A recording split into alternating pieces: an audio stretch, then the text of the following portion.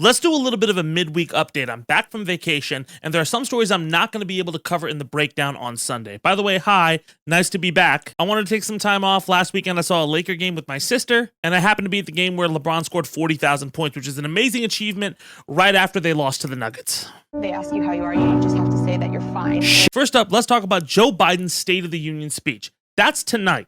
And while normally the State of the Union is a pablum political event for everybody to just be like, oh, clapper. Oh, boy, stupid. This one has an outsized importance because of the state of the 2024 election. Let's go back a bit. Last Tuesday was Super Tuesday, a term that gives me and every other person who covers news PTSD. Biden and Trump pretty much swept everywhere on the map in their respective primaries, except for American Samoa and Vermont in their respective primaries. Nikki Haley won Vermont, which was a promising sign before she dropped out the next day after being kind of non-committal in her victory speeches. Trump, however, used his speech to focus on Biden and the general election, while Biden tried to court the sizable chunk of Haley voters who were disillusioned with Donald Trump or the possibility of another Trump presidency. Marking the next stage of the slow-moving car crash that we are all experiencing, Biden and Trump getting ready for the general election. Now, there were some pretty big takeaways, not necessarily new ones, but emphasized ones from past primaries. For example, the uncommitted vote for Biden was still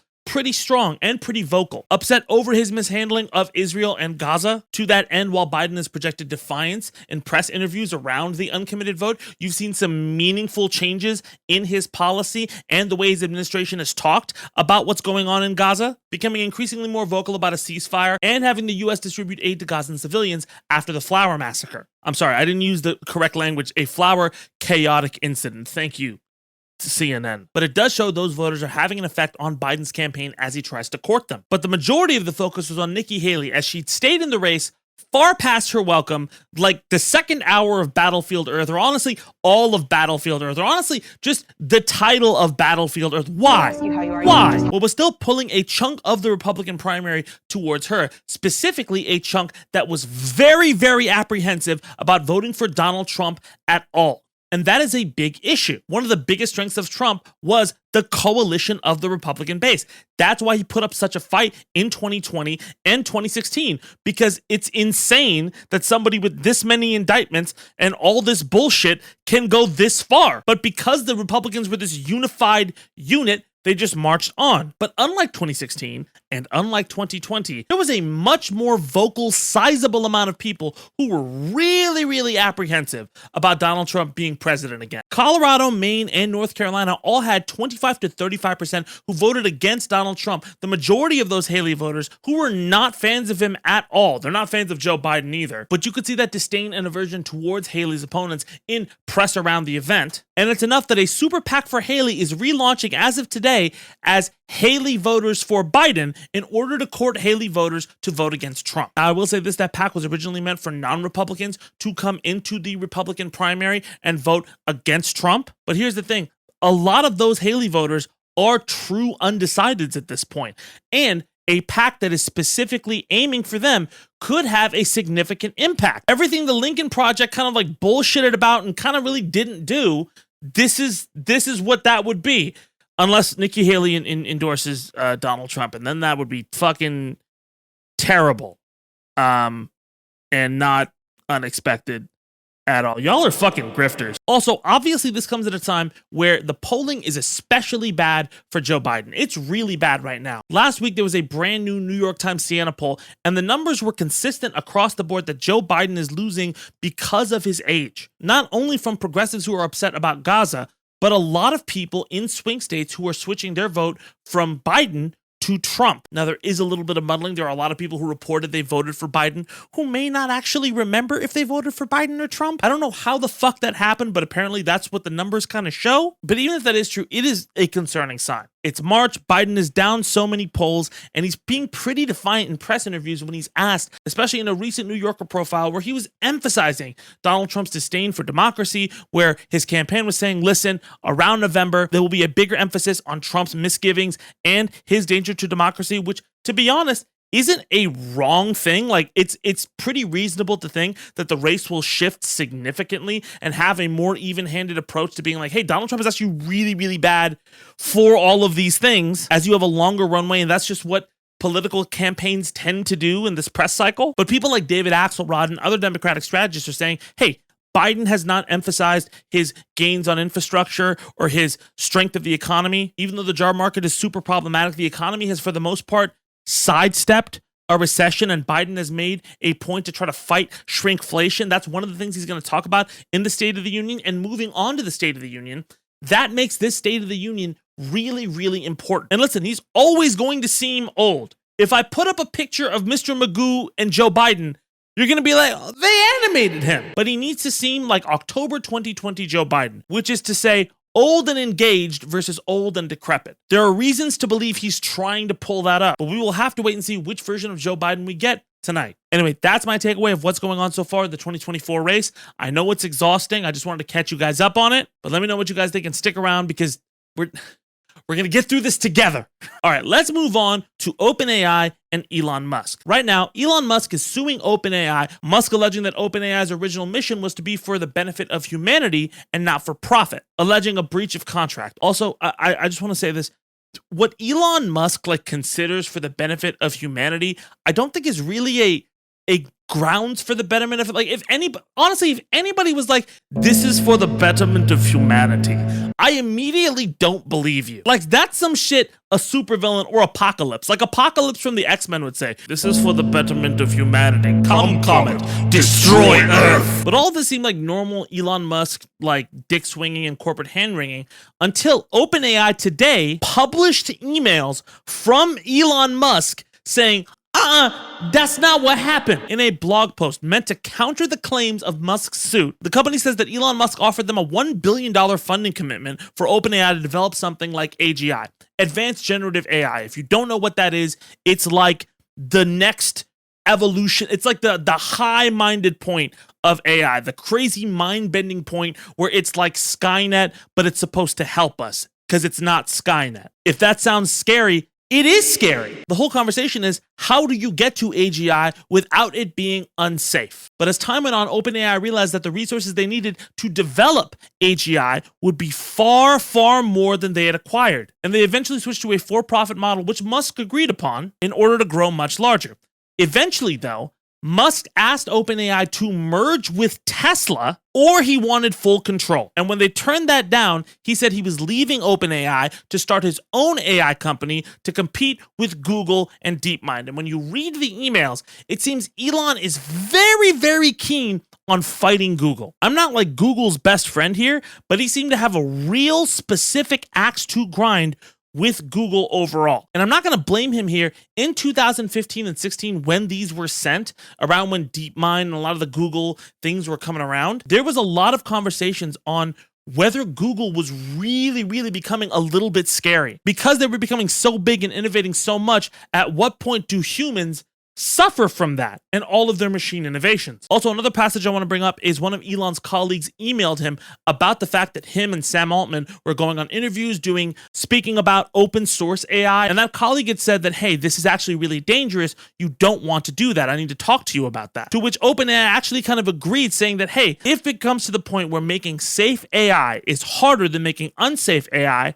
having open sourced AI is a bad idea because bad actors can just take that and make terrible, evil AI stuff. So it's better in the future if more of the development becomes less open and closed off. And the open in OpenAI is supposed to mean after AI is developed in a safe and conscientious way, having it be open so everyone can benefit from its uses. That's what the mission statement of the company was. And Elon Musk responded, yep. As for my thoughts, I'm going to repeat again for the umpteenth time. AI as a tool is helpful. AI as a replacement is not. I think the conversations about safe versus unsafe AI means their heads are in the right place. That doesn't mean that they are the most reliable narrators on that. And there are definitely some things that are scary about AI. But if it's developed in a safe way that can't replace humans, and if us as people get really, really good at identifying oh, this is actually an AI thing. Oh, this is styled like an AI, and we're very, very conscientious about what we're watching, it becomes easier to mitigate the risks. That being said, I don't necessarily trust Elon Musk with AI more than I trust OpenAI. I don't really even trust OpenAI, to be honest, but I worry about Elon Musk's approach to things because Elon is very contrarian and very driven by emotional context. He was tweeting about his divorce yesterday out in the open. He says a lot of wild shit, and his decisions with X have been brazen and have ultimately hurt the platform. Elon, by the way, is supposed to meet with Donald Trump about possible funding for his campaign, which, if you know anything about social media and X, why the fuck would anybody who is not on one side of the aisle fucking use X? At that point, it's just a promotional tool for the wrong things, and people will flood and they will lose more users. Threads is still around. Threads is still around. So yeah, I absolutely believe that Elon is kind of full of shit, but I do think whether or not he is upset, everybody needs to be on guard when they're talking about AI. And yeah, even though a Bond villain might say it, the future of humanity is at stake. And that should be prioritized over profits if AI gets really, really dangerous. Okay, a couple more stories before we call it. The National Music Publishers Association has decided to not renew their contract with TikTok. This comes weeks after UMG's public falling out with TikTok, where they removed all of their artists' music catalog from the platform, as well as some artists who weren't even with UMG, some of their music from the platform, saying the royalties are too low, saying that the AI policies of TikTok aren't great. And that beef from TikTok has only escalated with UMG in the weeks since. And listen, artists have also suffered from this whole thing, while UMG has said, hey, actually, it's for the good of you. Now, the NMPA has encouraged artists to negotiate with the platform directly when it comes to their music. And what I will say is this looks bad for TikTok, because UMG having their own fight and everything like that is one thing. But the NMPA doing this shows that, hey, there may be some widespread discord amongst the higher reps in the music industry about what TikTok is providing. And the thing is, Instagram Reels has started to become a real competitor. I laugh with everybody else when Instagram was like, hey, all videos are going to be Reels now, and also how they fucking just flooded your feed with it. But it seems to be working. And it only takes a few chess moves from TikTok loses UMG, TikTok loses Sony, hypothetically, TikTok loses Warner, hypothetically, and all of a sudden Instagram doesn't, where the entire platforms shift. And this isn't the first time Instagram has just wholeheartedly taken a feature from another app and just made it their own. Hey Snapchat, how you doing, buddy? You doing okay? Does anybody still use you? What do you mean people don't mention you with Twitter and Facebook anymore? Yes, people still use oh my god. Moving on. Rooster Teeth, the company behind Death Battle, Red vs. Blue, and RWBY, is shutting down. Warner Brothers Discovery announced today, and in a statement from their general manager, it is with a heavy heart that I announced that Rooster Teeth is shutting down due to challenges facing digital media resulting from fundamental shifts in consumer behavior and monetization across platforms, advertising, and patronage. And obviously, if you know anything about the history of the internet, that is huge. Rooster Teeth were some of the biggest pioneers of internet content. Yes, they were gaming. Yes, they were kind of nerdy and anime-like, but the things they did influenced all of the content you see. Red vs. Blue is the DNA of machinima and machinima-based things. Fun fact, I did a song for Red vs. Blue. Monty Oum, who worked on Red vs. Blue and eventually ended up developing and making Ruby, really liked my fighting game music. And I was like, oh, this guy fucking likes... Monty Oum had done a bunch of really crazy internet videos of characters fighting from Final Fantasy. They just looked incredible. And he was such a visionary, cool, interesting guy.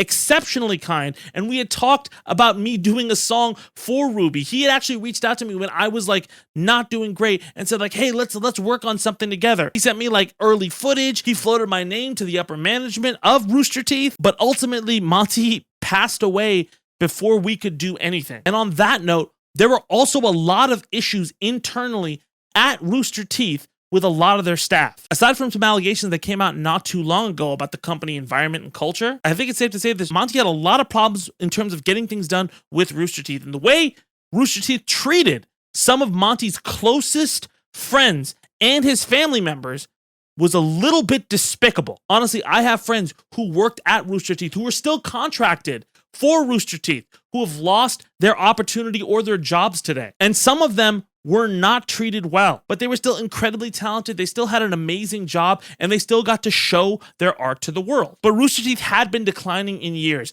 They had been losing market share as well as views, as well as had quite a few problematic business models. But even still, this is heartbreaking to so many talented creators in a year or year and a half of so many people losing their jobs. I can only hope everybody affected by this lands on their feet or finds another job or knows that what they made is still super impactful and that there is a space that is looking for those talents.